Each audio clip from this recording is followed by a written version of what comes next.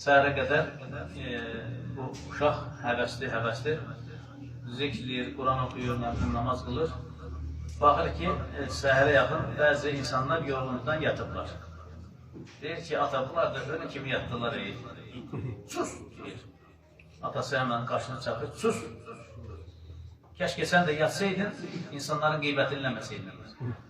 Onlara deyir, əməl dəftərinin günah yazılmadı. Məsələn, müminlərin qeybətinin günahı yazılmadı.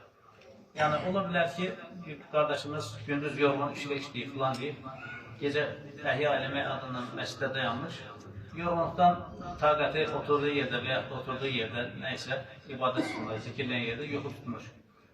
Yuxarıdan aşağı belə baxmıram lazım. O zaman yanırlar, o zaman bizə günah yazılır. Yəni, əgər sahurun vaxtıysa və yaxud da sabah namazı yaxınlaşmışsa, sakitcə ehmallıca durdurursa ki, qardaşım, sabah namazı yaxınlaşmış, dəstəmazal namazımızı qılar. İnşallah sahur yeməyinə keçək. Amma da, bu da öldü, yatdı, qaldı, olmaz. Yəni, o zaman o evlad kimi xəta eləmiş olar. İnşallah, profilaktik tədbirləri görür ki, peyvəndi vuran ki, mikrop ulaşmasın.